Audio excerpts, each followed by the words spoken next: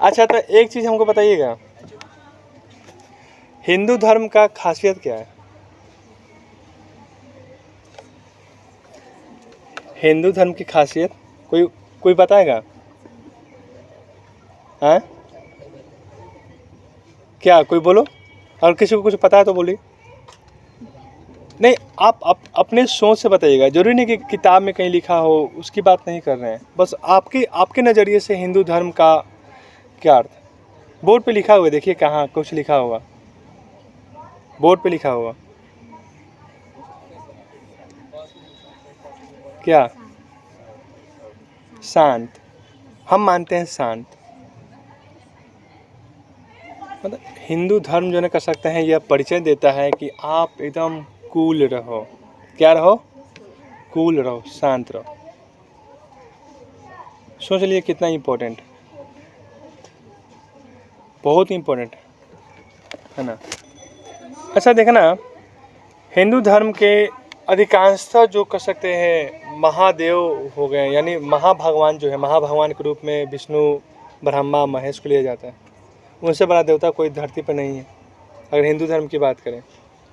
वो तीनों देवताओं को देखो आप, तीनों देवताओं के स्वरूप को देखो।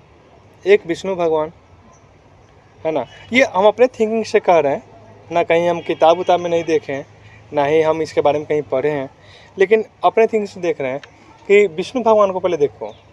विष्णु भगवान जो हैं वह कहाँ सोए हैं?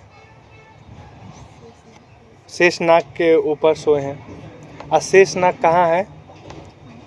समुद्र में, है कि नहीं? यानी समुद्र ठंडा, वो शीतल रखता है। और शेषनाग वो भी क्या रखता है जी? उसका भी जो स्किन होता है वो ठंडा रखता है।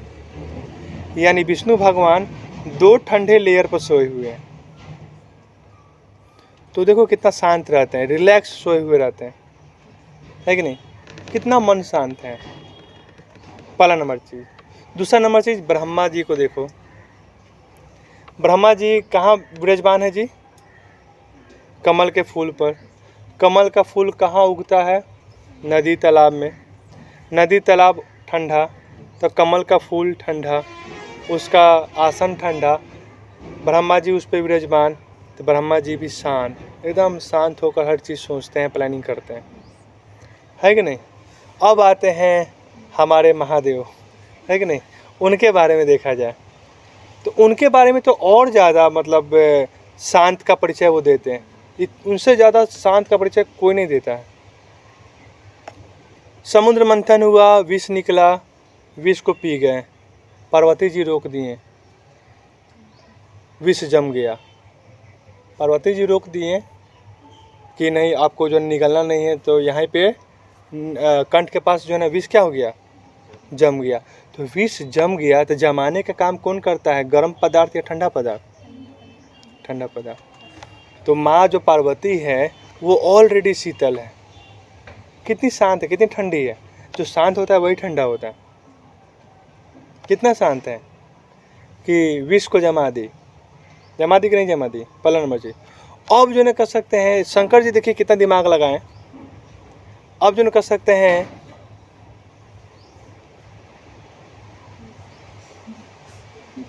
जो सांप है, सांप को जो न कर सकते अपने गर्दन में लपेट लिए। सांप को क्या किए? गर्दन में लपेट लिए और बोले क्या कि देखो तुम्हारा त्वचा जो है ना कर सकते हैं ठंडा है, और मेरे गर्दन में जो कर सकते तुम लपटाल रहो, क्योंकि मेरा गर्दन में जो कर सकते विष है, और टेम्परेचर के कारण विष जो है ना कर सकते हैं पिघलेगा तो मेरे गर्दन में जलन उत्पन्न होगी, इसीलिए तुम इसको शीतल रखो, ठंडा रखो। तो सांप को लपेट लिए, क्यों? क्योंकि विष को जमाए रखें, उनको उनके गर्दन को रिलैक्स रहें। ये हम अपने थिंकिंग से कर रहे हैं। और ऊपर से सांप को ये भी कह रहे हैं कि बबू अगर मेरे ऊपर से तुम निकला तो लोग तुमको रहने नहीं देंगे, इसीलिए मेरे यहाँ तुम सुरक्षित हो। एक स्थान दे रहे हैं कि आप मेरे यहाँ सुरक्षित हो। दूसरा नंबर चीज़, सांप उनके गर्दन में है, क्यों? क्योंकि तुम ठंडा रखो, हम ठंडा रहेंगे। ये चीज़ हो गया। ऊपर से और देखो गंगा जी, गंगा जी भी शीतल। शंकर जी के जट्टा में विराजमान, है कि नहीं, वो भी शांत, वो भी शीतल। अब सोच लो, सब देवों में, सब भगवान में शंकर जी सबसे शांत होते हैं। स्थान भी कहाँ चुने हैं जी? कैलाश पर्वत, ठंडा प्रदेश, वो भी शांत, इतना शांत। यानी हिंदू धर्म जो न कर सकते शांति का परिचय देता है, देता है कि नहीं देता है? हिंदू धर्म शांति का परिचय देता है, सोच लो। लेकिन उग्र कब होता है? शंकर जी उग्र कब कब हुए थे? उनकी पत्नी का जब देहांत हुआ सती का, तब वो उग्र हुए। विष्णु भगवान भी उग्र हुए, जब जब धरती पर पाप चढ़ा अवतार लिए, उग्र हुए। लेकिन अवतार भी लिए तो डायरेक्ट उग्र होकर अवतार नहीं लिए, है कि नहीं, सिचुएशन पे उग्र हुए। तो हिंदू धर्म ये भी सिखाता है, जब अधर्म की बात हो, जब वैसी सिचुएशन आए कि जब आप अधर्म आपके सामने हो, तो वहाँ पे आप उग्र होइए, नहीं तो आपका जीवन सरल और शांत होना चाहिए। गलत ही सही। लेकिन आजकल के जो बच्चे हैं या आजकल के जो जनरेशन है, हम लोग देखते हैं, कोचिंगों में देखते हैं, स्कूलों में देखते हैं, या रोड पर हम लोग बच्चों को देखते हैं, क्या शांत है लोग? कोई शांत नहीं है। दिखावटी में रिलैक्स बैठा है तो ये मत समझो कि शांत है। जो बच्चा दिखावटी में जो बैठा है ना, वो लगता है ना कि हम क्लास में बहुत सीधा है, सबसे डेंजर वही होता है। ये भी सच बात, क्योंकि आप नहीं समझ पाइएगा कि वो क्या है, और वो जो है ना कर सकते, ये नहीं बताता है कि हम कितना ओवर थिंकिंग कर सकते हैं। और सबसे ज़्यादा अशांत वही है, ये भी सच बात। शांत का मतलब ये है कि हर सिचुएशन में सिचुएशन अप डाउन हो रहा हो, वो भी दुख सुख हो, वो भी हर जगह शांत हो। धर्म अधर्म की बात अलग है, लेकिन सिचुएशन कुछ है तो उस सिचुएशन में बस आपको शांत रहना है। ये हिंदू धर्म बताता है। कितने बच्चे शांत रहते हैं या कितने बच्चे शांत हैं? मन अशांत होने के कारण ही अपने यहाँ भ्रष्टाचार फैल रहे हैं, अपने यहाँ चोरी फैल रहे हैं, अपने यहाँ अपहरण हो रहे हैं, अपने यहाँ जो कर सकते हैं, अपने यहाँ मतलब पूरे देश की बात करें, पूरा देश तो अपना है। रेप होते हैं, मर्डर हो जाते हैं, गैंग रेप होते हैं, लूट होता है ना, भाई भाई में झगड़ा हो जाता है। क्यों? क्योंकि आपका मन शांत नहीं, मन अशांत है। क्योंकि मन में तो बहुत सारी इच्छाएं हैं, बहुत सारे कौन कह सकते हैं फिल्मी जो कह सकते हैं कल्पनाएं जो ना कह सकते हैं उत्पन्न होते हैं। उत्पन्न होते नहीं हैं, आप उत्पन्न कर लेते हैं, है ना, आप उत्पन्न कर लेते हैं, तभी वो उत्पन्न होता है कुछ। ये भी सच बात है। जैसे बताए थे ना एक दिन जी कि मान लीजिए एक ऐसा स्टोरी था कि कोई व्यक्ति था, उसके सामने एक सांप को रखा गया और उसको आँख को बंद, जहरीला सांप को रखा गया और आँख को बंद करके जो ना कर सकते हैं, बस उसको जो ना कर सकते हैं सुई से उसको चुभो दिया गया, तो वो 10 मिनट के अंदर मर गया। क्यों? और उसके बाद पोस्टमार्टम हुआ तो पता क्या चला कि उसके अंदर जो ना वही जहर था, जो जहर उसके मतलब सांप उसके बगल में था, मान लीजिए कोबरा सांप हो, उसका जहर पाया गया। और वो तो काटा नहीं सांप, वो सांप नहीं काटा, लेकिन हमारा जो डर है, ये हमारा जो सोच है, डर नहीं, हमारा जो सोच है कि सांप ही काटा होगा, और वह इतना खतरनाक हमारा माइंड है कि वह चीज़ को एक्टिव कर लेता है। सबकॉन्शियस माइंड जो है कर सकते हैं, बहुत ही पावरफुल है, वो एक्टिव कर लेता है। लेकिन हम लोग निगेटिव चीज़ में उसको एक्टिव करते हैं, पॉजिटिव मतलब चीज़ में नहीं करते हैं। सकारात्मक सोच में अगर उसको एक्टिव किया जाए तो आपका जीवन तो मतलब बहुत बेहतरीन है, लेकिन हम लोग उसको नकारात्मक चीज़ में करते हैं। जैसे ही झगड़ा हुआ, उठे बारी उठा के मार दिए, जब मार दिए सिर फट गया, है ना, उसके बाद जो कर सकते हैं आप बैठ के सोच रहे हैं अरे हम मार दिए, ये हम गलत कर दिए। होने के बाद सोच रहे हैं कि हमने गलत कर दिया, या कुछ ऐसा चीज़ देखिएगा आप होने के बाद सोचते हैं अरे ये क्या हो गया, ये तो गलत हो गया, हमसे नहीं होना चाहिए था, ये हमको करना नहीं चाहिए था, ये हम क्या कर दिए। लेकिन वो आप नहीं किए, वो सिचुएशन कराया। उस सिचुएशन में आपका सब कॉन्शियस माइंड जो है एक्टिव हो गया, लेकिन आपने गलत समय में उसको एक्टिव किया, सही समय में नहीं किया। क्यों? क्योंकि आपका माइंड अशांत था, शांत नहीं था। तो बच्चों, शांत होने की कोशिश करो, शांत रहने की कोशिश करो।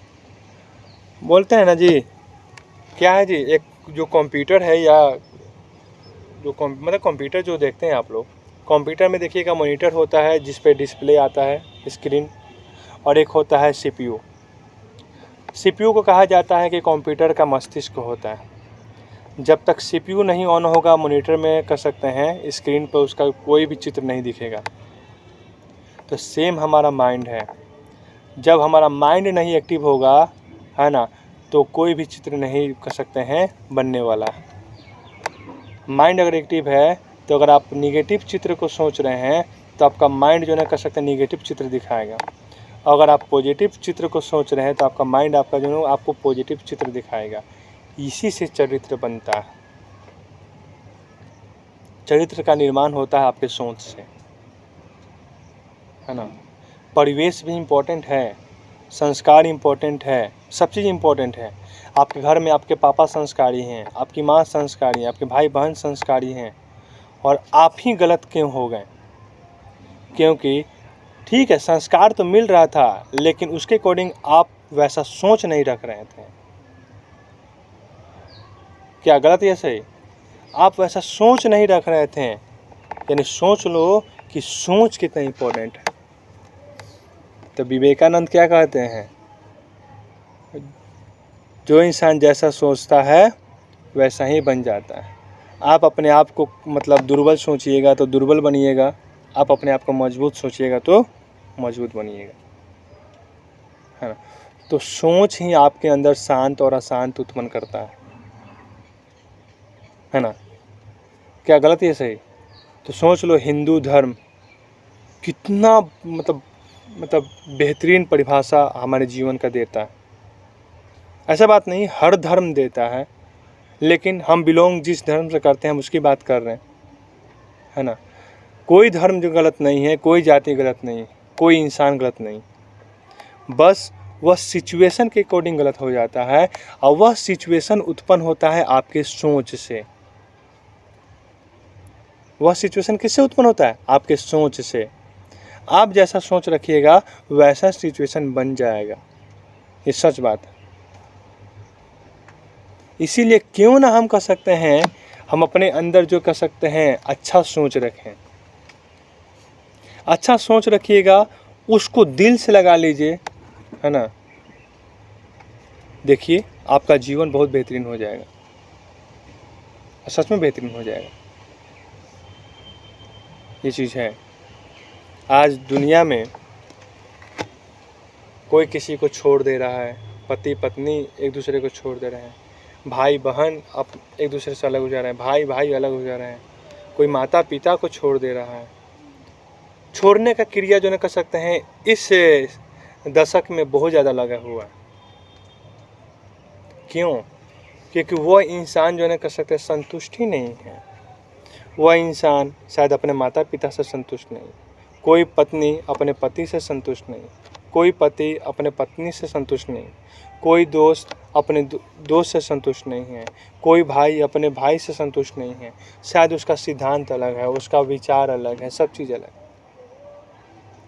मान लेते हैं सब चीज़ अलग है, मान लेते हैं। अगर गलत है, अधर्मी है तो कोई दिक्कत नहीं है, छोड़ने में कोई दिक्कत नहीं। लेकिन धार्मिक है तो उस इंसान को समझना चाहिए कि हम छोड़ क्यों रीजन से कर रहे हैं। अगर वो देर तक सोता है इसलिए, या आपको समय नहीं देता है इसलिए, या आपसे ज़्यादा पैसा कमाता है इसलिए, या आपसे अच्छा दिखता है इसलिए, तो ये सब तो टेम्पररी चीज़ है। ये सब चीज़ क्या है? टेम्पररी चीज़। इस चीज़ के लिए कर सकते हैं मतलब पवित्र संबंध, पति पत्नी का पवित्र संबंध होता है, उस चीज़ के लिए लोग छोड़ देता है। भाई भाई का संबंध जो कर सकते हैं, एक माता से जननी जन्मा दो पुत्र, 2 भाई, है ना, वो छोड़ देता है। क्यों? क्योंकि वहाँ भी वही किस कंडीशन है, आपका मन जो है ना, कह सकते हैं अशांत। और मन अशांत होने के कारण ही आप अपना स्टेटस देखने लगते हैं। जैसे हाल ही में एक घटना है, नहीं जी, एक लड़की जो है ना, कह सकते हैं, एक महिला, लड़की नहीं, एक महिला एसडीएम पद पे है, पीसीएस निकाली है, और जो कह सकते हैं उसका पति जो है ना, कह सकते हैं ग्रुप डी कर्मचारी है, और पति जो है ना, कह सकते हो पढ़ा लिखा कर एसडीएम बनाया, और पत्नी जो है ना, कह सकते हो उस पर जो है ना उल्टा ही केस ठोक दी, उसको छोड़ दी। पति बेचारा रो रहा था, वो बोल रहा है कि मेरे बच्चे भी हैं, वो कहाँ जाएंगे, है ना, वो बिना माँ के कैसे रहेंगे, कि कोई दिक्कत नहीं, वो आज भी कर सकते हैं, वो इस चीज़ को छोड़ दे तो हम उसको एक्सेप्ट करने के लिए तैयार है ना।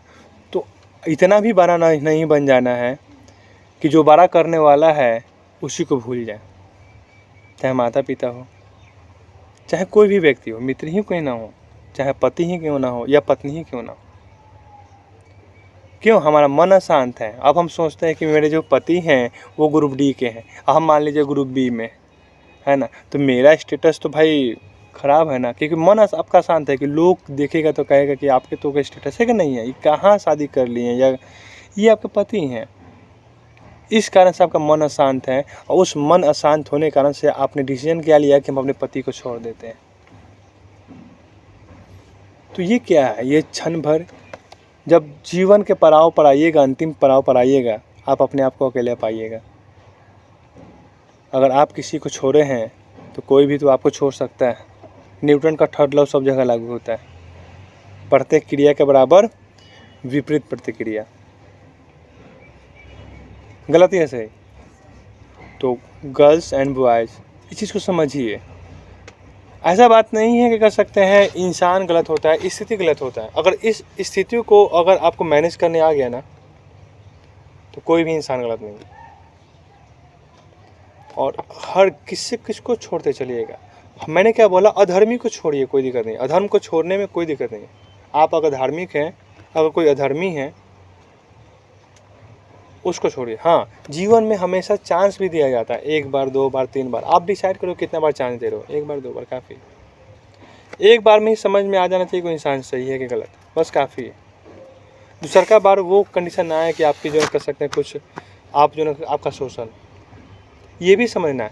तो ये आईक्यू की बात है कि अब आईक्यू में कहीं आईक्यू आपको दर्शा देगा कि कर सकते हैं वो इंसान जो मेरा पार्टनर है या मेरा दोस्त है वो सही है गलत, वो आपको जजमेंट हो जाता है।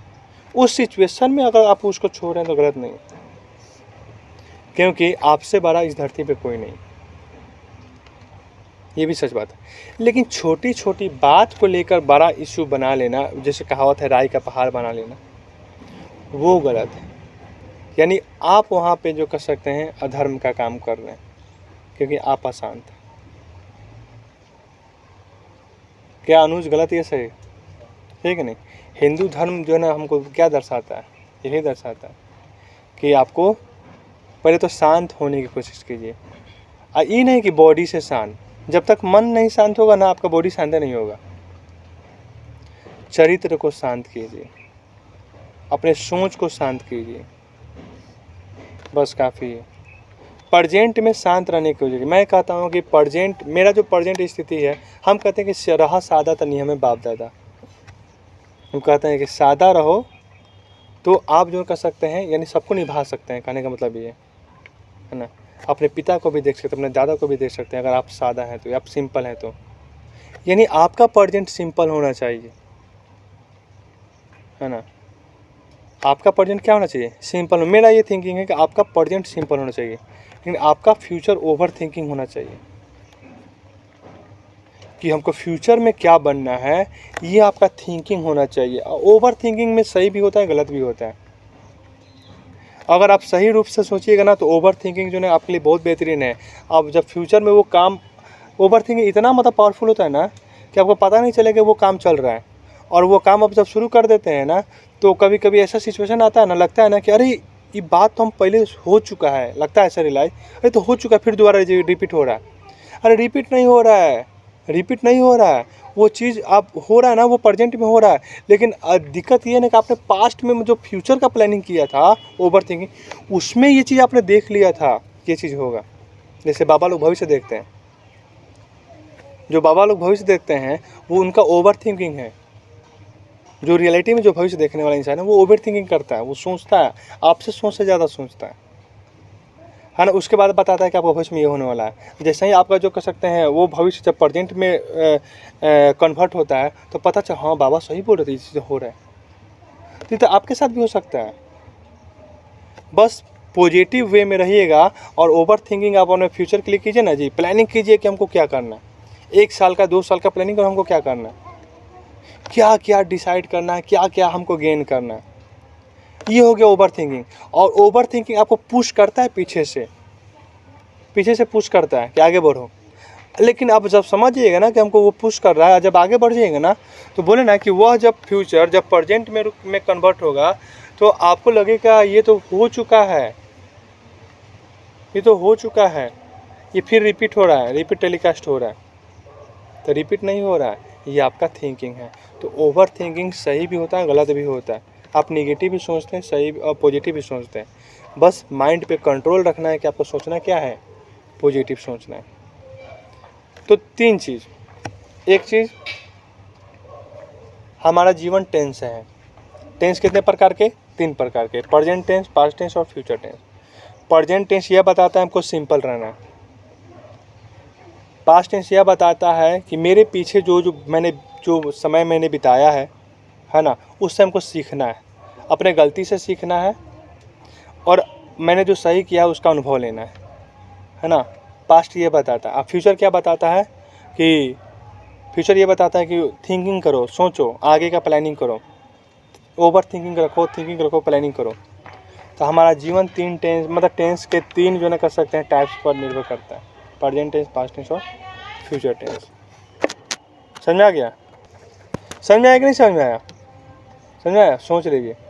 ये 3 चीज़ बहुत इंपॉर्टेंट है। टेंस हमारे जीवन में बहुत इंपॉर्टेंट है, प्रेजेंट टेंस, पास्ट टेंस और फ्यूचर टेंस। प्रेजेंट टेंस क्या बताता है? सिंपल को दर्शाता है। पास्ट टेंस क्या दर्शाता है?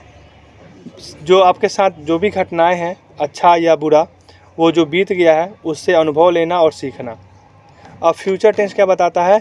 आप प्लानिंग बेहतर करो, ओवर थिंकिंग करो, सोचो, है ना, पॉजिटिव सोचो, है ना। और सिंपल प्रेजेंट, जो सिंपल नाम ही है सिंपल, सब में सिंपल आते हैं, लेकिन प्रेजेंट टेंस में सिंपल को बस ये सोच के रखो। सिंपल इंसान क्या होता है? सिंपल इंसान माइंड से शांत होता है। तो भगवान भी कहते हैं, श्री कृष्ण भी कहते हैं कि वर्तमान में जियो। किस में जियो जी?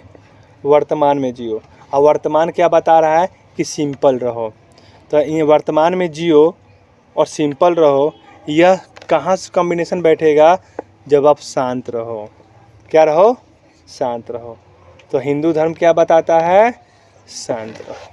समझ में आ गया? तो अपने माइंड पे कितना कंट्रोल करना है, कहाँ कंट्रोल करना है, कहाँ कैसी थिंकिंग रखनी है ना, ये चीज़ समझ में आ गया, है ना। क्योंकि जीवन आप लोग का बहुत लंबा है, अभी तो आप लोग 11th में, है ना। बहुत समस्याएं आएंगी, बहुत अच्छा भी होगा, बुरा भी हो सकता है। घर में अच्छा भी खबर आएंगे, बुरा भी खबर आ सकता है। दोस्तों के साथ अच्छा भी हो सकता है, बुरा भी हो सकता है। जीवन के तो 2 ही पहलू है ना जी, अच्छा या बुरा, दिन या रात, जिंदगी या मौत। तीसरा पहलू तो कुछ है नहीं, है ना।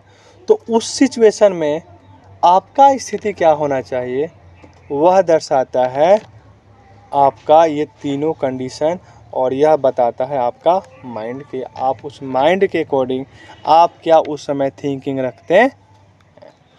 ठीक है? समझ में आया? सोच लो।